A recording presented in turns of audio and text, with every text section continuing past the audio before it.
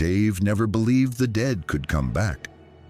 Not until that night on Highway 66, when the desert wind carried whispers of things better left buried. 3:30 a.m. The Pine Grove Motel sat like a forgotten wound against the Nevada landscape. Neon sign flickering, V. Cancy. The A had burned out months ago, and Dave never bothered fixing it. Who comes to a place like this anyway? Truckers too tired to drive another mile. Drifters with nowhere else to go. People running from something. Outside the office window, nothing but endless black desert and the occasional sweep of headlights. Dave nursed his third cup of coffee, cold now, bitter as regret. The radio played static-filled country music, interrupted every few minutes by emergency broadcasts about missing persons. Always missing persons out here. That's when he noticed the man at the front desk. Tall figure in a worn brown suit, standing with his back turned, completely motionless. Dave hadn't heard the door chime, hadn't seen him enter. The man simply appeared, like shadows do when you're not looking. "Welcome to Pine Grove. How can I help you?" The fluorescent lights hummed overhead, casting everything in sickly yellow. The man turned slowly, as if his joints were rusted shut, face pale as desert bone, waxy and wrong, eyes that stared right through Dave into something beyond. His lips moved silently, forming words that made no sound. Dave felt sweat trickle down his spine despite the air conditioning. Something about this guy made his skin crawl. The way he stood too still, the way shadows seemed to gather around him. "Sorry, didn't catch that. You need a room?" The man nodded once, a mechanical gesture, reached into his jacket with jerky movements and pulled out a crumpled $20 bill, slid it across the counter without breaking eye contact. Dave picked up the money. It felt wrong in his hands, damp, sticky. The bill reeked of standing water and something organic going bad. Dark stains had soaked through the paper, rusty brown patches that looked disturbingly like dried blood. The serial numbers were faded, as if the money had been underwater for a very long time. "Just need to see some ID and—" The man shook his head, pointed at the keys hanging behind Dave. His finger was bone white, with fingernails too long and too yellow. Dave grabbed the key to room 17, farthest room down the hall, away from the highway noise. Most guests preferred it that way, privacy for whatever they were running from. He placed the key on the counter. The man's fingers closed around it. They felt like ice cubes through Dave's skin when they brushed his hand. No warmth, no pulse, like touching a corpse. Without a word, the man turned and walked toward the exit. His footsteps should have echoed on the linoleum, but they made no sound at all. Dave watched him pass under the flickering fluorescent light. For just a moment, the man cast no shadow. The door didn't chime when he left. Dave stared at the $20 bill. Under the desk light, the stains looked fresher, darker, still wet. He opened the guest registry and started writing. Room 17, guest, unknown, check-in, 3:33 a.m. His pen stopped working, shook it, tried again. The ink had frozen. 30 minutes passed in uncomfortable silence. Dave tried to focus on his paperwork, but his eyes kept drifting to the windows. The desert looked different now. Deeper shadows between the scrub brush, shapes that moved when they shouldn't. Then the phone started ringing. Pine Grove front desk. "Yeah, this is room 18. Someone's walking around next door, on the walls, scratching with their fingernails like they're trying to dig out." Dave checked the registration book. Room 18, Betty Morrison, trucker from Phoenix. Been staying here 2 days while her rig got repaired. "I'll check it out, ma'am. Probably just the building settling." But room 18 shared a wall with 17. And Dave knew what was in 17. He grabbed his flashlight and master keys. The hallway lights flickered worse than usual, casting dancing shadows that seemed to move independently. The carpet squelched under his feet, soggy like it had been soaked with something. Dave shined his light down. Wet footprints led from rooms 17 to 18 and back again. Bare feet, leaving dark impressions in the worn carpet. The prints were too long, with too many toes, and they were fresh, still glistening. But that wasn't the strangest part. The trail ended at the wall between the rooms, not at a door, at the wall itself. Dave pressed his ear against the faded wallpaper. Soft scraping sounds echoed from inside, methodical, rhythmic, like fingernails dragging across wood or bone. He unlocked room 18 first. Betty sat on the bed in her pajamas, cigarette shaking in her weathered hand. "Started about 20 minutes ago," she said. "Right after that new guest checked in. Sounds like someone's trapped in there, trying to claw their way out." Dave examined the shared wall. Long scratches scarred the wallpaper, deep gouges that went through to the plaster beneath. They were fresh, white dust still falling from the deepest cuts. "I'll handle this," Dave said. "Maybe move you to room 12 for the night." Betty nodded eagerly. "Don't have to ask twice." After she left, Dave stood alone in room 18. The scratching continued louder now, accompanied by something else, a wet sliding sound, like something being dragged across the floor. He unlocked room 17. The door swung open with a prolonged creak. Room was empty, bed still made, bathroom untouched. But the smell hit him immediately, stagnant water mixed with decay. The carpet was soaked, water pooling in the corners despite no visible source. On the wall where the scratching sounds originated, dark stains seeped through the wallpaper. They spread as Dave watched, forming words in thick, dripping letters. "He's in the walls." Dave backed toward the door. The scratching intensified, coming from every surface now. Walls, ceiling, floor. Something was moving inside the building's bones, clawing its way through wood and insulation. Plaster began raining down. Cracks spiderwebbed across the ceiling. In the largest crack, something dark glistened. Not water, too thick, too red. Dave ran into the hallway, slamming the door behind him. But the sounds followed. Scratching moved through the walls like a living thing, tracking his movement. Above his head, below his feet, all around him. He reached the front desk and grabbed the phone book, flipped to emergency numbers with shaking hands. That's when he noticed the guest registration from 2 weeks ago. Room 17, William Harris, age 34, truck driver from Barstow. In the checkout column, someone had written, "Found dead. Bathtub, drowning." Dave remembered now. Police had been here. Ambulance. They carried the body out in a black bag. The official report said Harris had filled the bathtub and somehow drowned. But Dave remembered checking the room afterward. The bathtub was bone dry. No water anywhere. They never figured out where all that water in his lungs came from. The phone rang. Dave's hand froze over the receiver. Pine Grove front desk. He came through the wall. The voice was Betty's, but wrong, distorted like she was speaking underwater.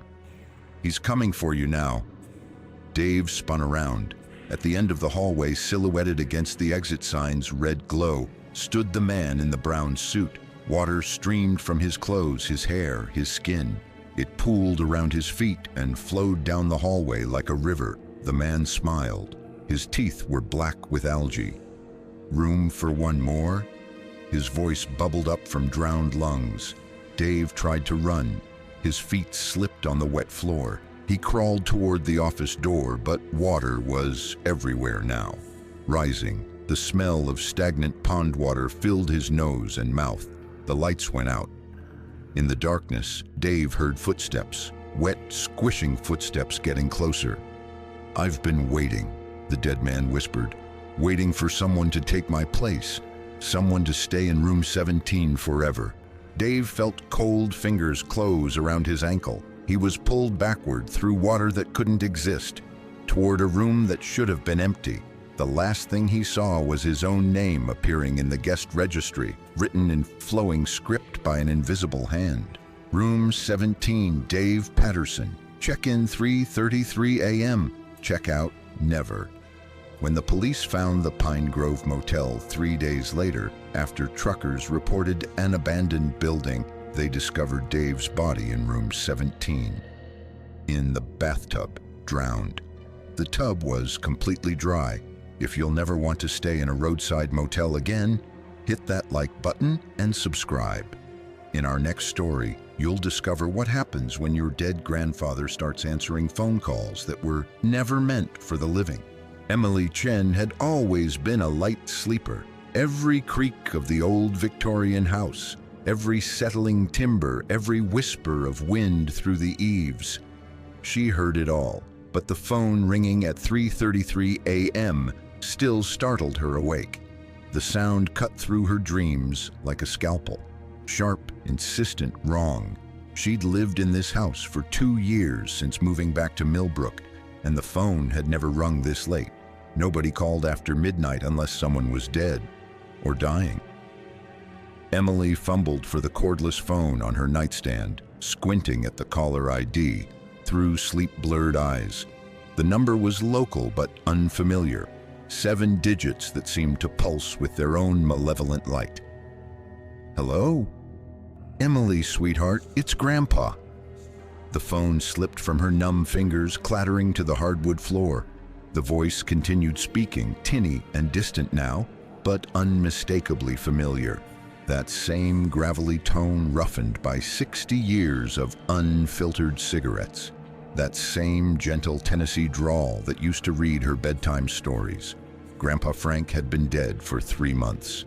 Emily had given the eulogy herself, watched them lower his casket into the red Georgia clay, threw dirt on the polished wood while his old buddies from the VFUW played taps on a bugle that cracked on the high notes.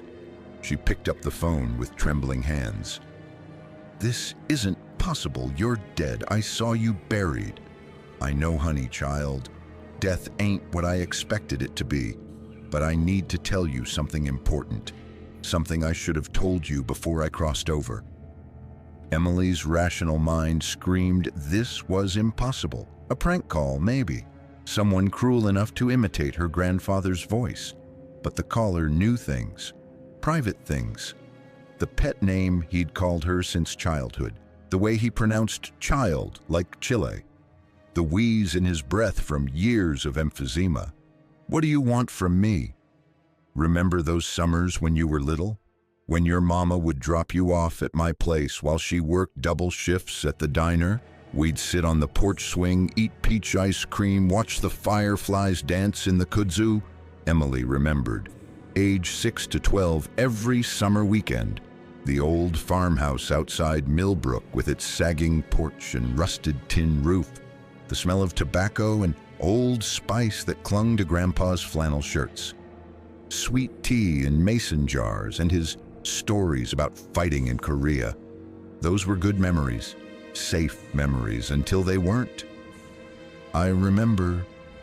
Do you remember what happened to your sister Lisa in that basement? What really happened the summer she disappeared? Emily's blood turned to ice water. Lisa, her older sister by 3 years, the golden child who could do no wrong until she simply vanished one July night when Emily was 8 years old.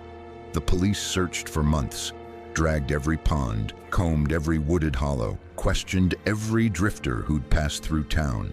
They never found her. I don't know what happened to Lisa, nobody does. You do, sweetheart. You just buried it so deep you convinced yourself it was a dream. But dreams don't leave bruises. Dreams don't make little girls scream in the night. The memories came flooding back like water through a broken dam. Not dreams. Never dreams. The basement of Grandpa's house, musty and dark. Lisa finding Emily there one evening, curled in the corner, clothes torn, spirit broken. Lisa's face white with rage and understanding, her voice shaking as she confronted their grandfather. "You're a monster," 14-year-old Lisa had screamed. "I'm telling Mom. I'm telling everyone." "No, Chile, you ain't telling nobody nothing." The sound of the argument, Lisa's voice rising in anger, then fear, then silence. Emily hiding in the closet, too terrified to move, listening to the dragging sounds across the basement floor. Emily had blocked it out, convinced herself Lisa had run away, built a wall of denial so thick that even 30 years later she'd never questioned the official story. You killed her. Had to, honey.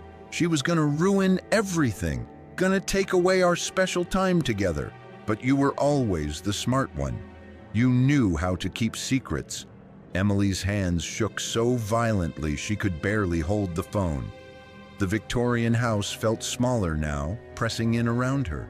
Every shadow seemed to hide accusations. Every floorboard creaked with the weight of buried truth. She wanted to protect me.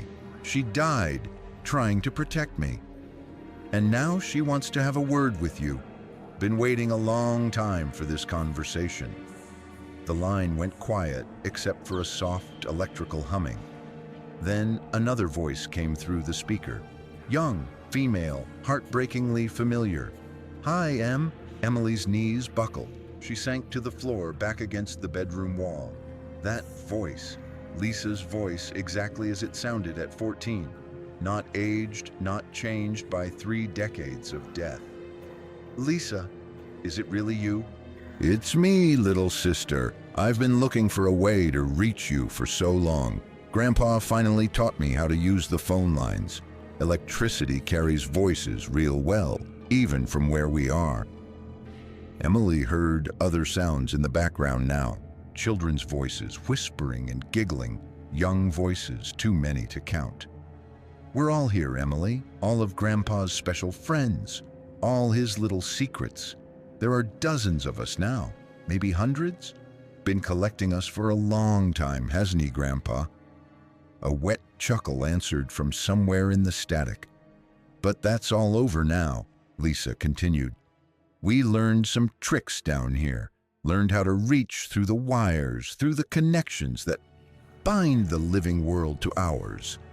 And we want people to know the truth. What truth? About the basement, about what's buried under the tool shed, about the missing children from 5 counties over the past 40 years, about the shallow graves scattered across his property. Emily's stomach lurched. She remembered the tool shed, the way Grandpa had always kept it locked, the patches of earth behind it where grass never grew right, the faint smell that lingered there in summer heat. What do you want from me? Go to the house. Our old bodies are still there, Emily. All of us. We need proper burial. We need people to know what happened. I can't go back there. You have to. We can't rest until the truth comes out. And if you don't help us willingly, Lisa's voice hardened. Well, we've learned other ways to get attention. Emily looked toward her bedroom window. The street should have been empty at this hour.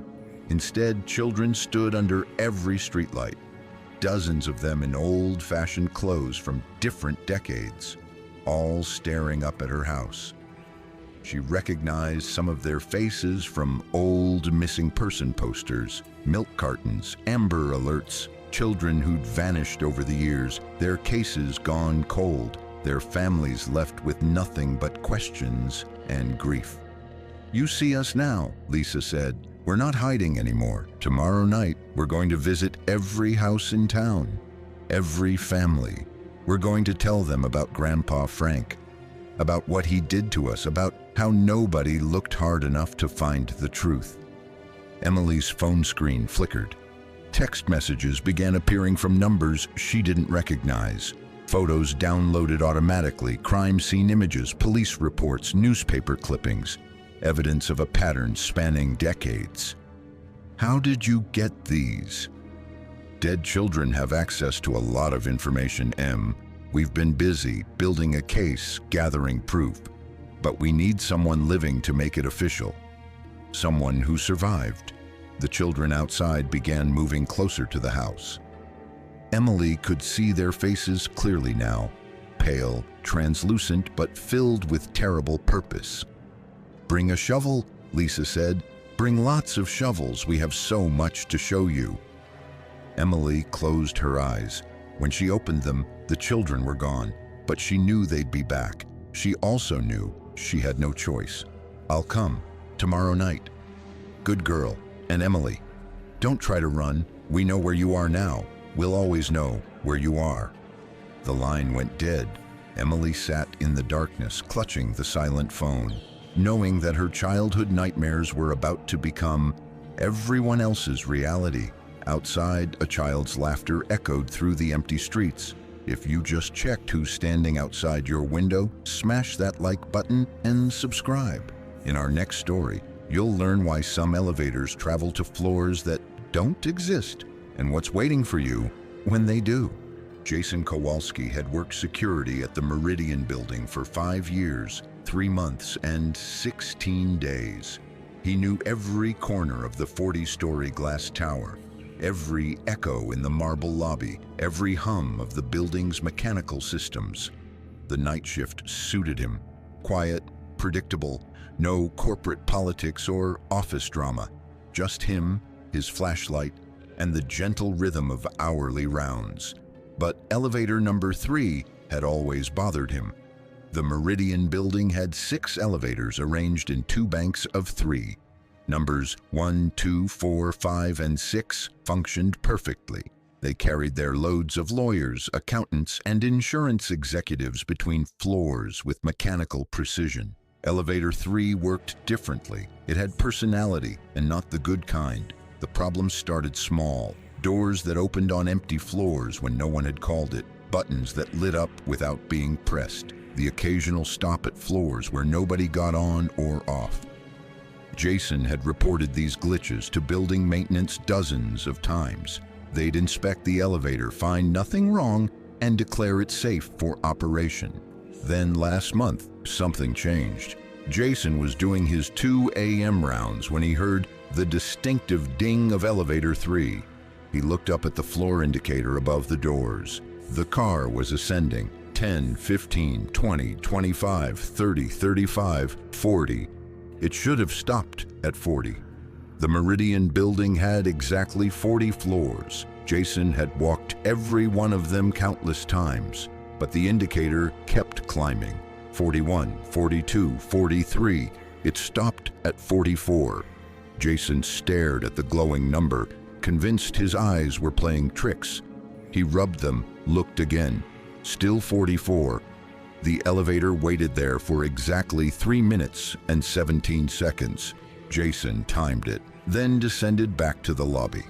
Empty.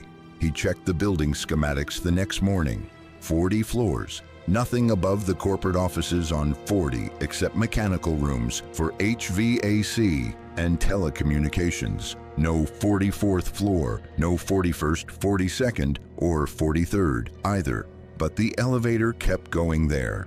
Night after night, always the same routine. Around 2 a.m., elevator 3 would make its mysterious journey to floor 44.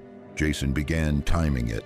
Up at 2:07, stopped for 3 minutes and 17 seconds, down by 2:11, like clockwork. He mentioned it to the day shift supervisor, Rodriguez. Got a look that said night shift crazy and a suggestion to cut back on caffeine. Jason stopped mentioning it. Tonight felt different, though. The building's usual nighttime sounds, the whisper of air through vents, the distant hum of servers, the occasional creak of settling steel, seemed muted, expectant, like the building itself was holding its breath. At 2:05, Jason positioned himself in front of elevator 3. When the doors opened at 2:07, he stepped inside. The control panel looked normal. Buttons 1 through 40, basement levels, emergency phone. But as the car began its ascent, Jason noticed something that made his skin crawl. The elevator was rising past 40, but the floor indicator still showed normal numbers. 38, 39, 40. Then it went dark. The car kept climbing in mechanical silence. After what felt like hours, but was probably only seconds, the elevator shuddered to a stop. The doors opened with their familiar ding. Jason stepped into a corridor that looked exactly like every other floor in the Meridian building. Same gray carpet, same fluorescent lighting, same corporate beige walls. But the air felt thicker here, staler, like it had been sealed away for a very long time. The directory beside the elevator read Floor 44 in the same corporate font used throughout the building. Below it, office numbers 4401, 4402, 4403, continuing down both sides of the corridor. Jason walked slowly, his footsteps muffled by the carpet. Every office door was identical, frosted glass with black lettering, but the names were wrong. Jason Kowalski, security specialist, his own name. On office 4401, Jason's pulse hammered in his ears. He tried the handle, unlocked. Inside was a perfect replica of the security office on the ground floor. Same desk, same monitors showing camera feeds from throughout the building, same coffee-stained logbook where he recorded his nightly rounds. Sitting at the desk was himself, not a reflection, not a photograph. Another Jason Kowalski in the same security uniform, writing in the same logbook. The other Jason looked up and smiled with Jason's own face. "About time you got here. I was wondering when you'd work up the nerve." Jason backed toward the door. "What is this place?" "Floor 44, where we all live now." The other Jason gestured down the corridor. "Every night shift for the past 5 years. Every time you rode the elevator, we've been collecting." Jason looked through the frosted glass of the neighboring offices. Silhouettes moved inside, dozens of them. All the same height, same build, all him. That's impossible. "Look at your hands." Jason raised his hands. They were becoming translucent. He could see the fluorescent lights through his palms, growing brighter as his flesh grew thinner. "You're not the original anymore, just another copy." The real Jason went back down 5 years ago and never knew the difference. "This is insane. I'm having a breakdown. Too much caffeine, too many night shifts alone." The other Jason laughed. The same laugh Jason heard when he caught his reflection telling a joke. "That's what we all thought at first, but you'll get used to it. We have..." Jason ran into the corridor. Every office door stood open now. From each one emerged another version of himself. 5 years worth of night shifts. Nearly 2,000 identical faces, all wearing his uniform. All with his memories up to the moment they'd first ridden to floor 44. "Why?" Jason asked. "Why is this happening?" "The building is alive," said one of his doubles. "Has been since they built it on that old cemetery. It feeds on routine, on repetition. Night after night, same security guard, same rounds, same patterns. It creates copies to sustain itself." "But the people downstairs, the day shift workers, they see what they expect to see. One security guard doing his job. They don't notice that it's a different copy each night. How could they? We're all exactly the same." Jason's phone buzzed. Text message from his supervisor. "New hire starts tomorrow, Tommy Rivera. Show him the ropes." The doubles all smiled in unison. "Tommy's very dedicated," one said. "Very thorough. He'll do great on night shift." "And when he takes his first ride to floor 44, another added, "there'll be room for one more." Jason felt the weight of eternity pressing down on him. An endless cycle of night shifts in a building that existed in too many dimensions, serving employers who might not even be human anymore. He tried to run back to the elevator. The doors were closed, no call button on this side. He pounded on the metal, screamed for help. His voice echoed in the impossible corridor, but reached no one who could save him. "Elevator only works from the outside," his doubles explained. "Someone has to call it up from below, someone curious enough to investigate." "But Tommy won't know about floor 44. "Not at first, but buildings have ways of teaching their security guards what they need to know. Late-night sounds, unexplained phenomena, elevators that go to floors that shouldn't exist. Jason's phone rang. He answered with hands he could barely see anymore. "Hello, Jason?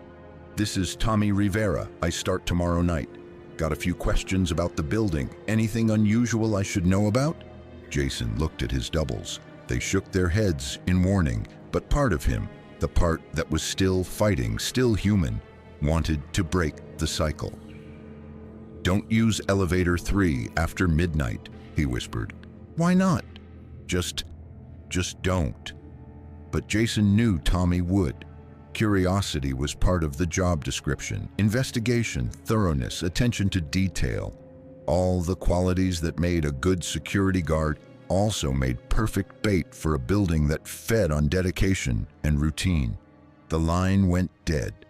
Around Jason, his doubles began their eternal work, monitoring cameras that showed the same footage every night, patrolling corridors that led nowhere, protecting a building that was its own greatest threat. "Welcome to the team," they said in unison. "Your shift starts now." Jason looked down at his hands. Completely transparent now, he was becoming part of the building's structure, another ghost in its machine. Through the office windows, he could see the city lights below, a world he'd never touch again. Tomorrow night, Tommy Rivera would take his first ride to floor 44. And the cycle would continue. The building hummed with satisfaction, adding Jason's essence to its collection. In the basement, security cameras recorded empty corridors and quiet lobbies, everything normal, everything safe, everything exactly as it should be. If you'll never press elevator buttons that shouldn't exist, hit that like button and subscribe to our channel. In our upcoming stories, even more terrifying secrets await you, hidden in the most ordinary places, where reality bends and breaks in ways that will haunt your dreams.